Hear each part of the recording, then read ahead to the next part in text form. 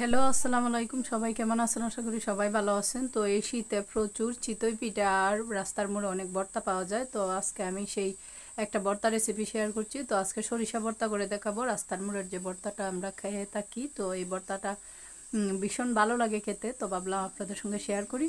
তো এই তো এত সুন্দর ভর্তাটা কিভাবে আমি বানিয়েছি আপনাদেরকে দেখাবো। আর সম্পূর্ণ ভর্তাটা ব্লেন্ডারে কোনো ভর্তা করি না, সবসময় চেষ্টা করি শিলপাটায় বেটে ভর্তাটা খেতে। তো এখানে পরিমাণ মতো কিছুটা সরিষা নিয়ে নিলাম। পরিমাণ যদি মনে করেন তো 2 চামচের মতো সরিষা হবে। তো এখন শিলপাটায় আমি এই সরিষাটাকে পিষে নেব। এখন ভালো করে পিষে নিলে তারপরে আমি যে উপকরণ দিই আপনাদেরকে দেখিয়ে দেব।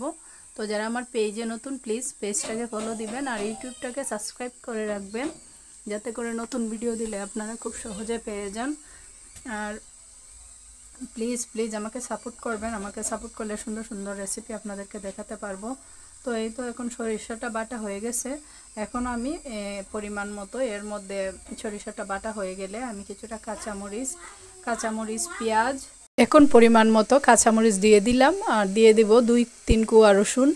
আর রসুনটা একটু কম পরিমাণে দিলেই ভালো হয় ভর্তাটা খেতে। তো এখানে দিয়ে দিলাম কিছু পেঁয়াজ আমি কিছু কেটে নিয়ে এখন পরিমাণ মতো দিয়ে এখন সব কিছু ভালো করে পিষে নিয়ে তারপরে শেষ পর্যায়ে আমি কিছুটা ধনিয়া পাতা কুচি অ্যাড করব এর মধ্যে। তো এই ভর্তাটা আমরা রাস্তার মোড়ে যখন খেয়ে থাকি এতটা স্মেল আসে না, কিন্তু একদম সঠিকভাবে আপনারা যদি একদম ঘরোয়াভাবে রান্না করেন তো এটার স্মেলটাও পাওয়া যায়। আর তারা তো অনেক বাসি ভর্তা আমাদেরকে খেতে দেয়। তো এই তো এখন ভর্তাটা তৈরি হয়ে গেল। তো অবশ্যই জানাবেন কেমন হলো।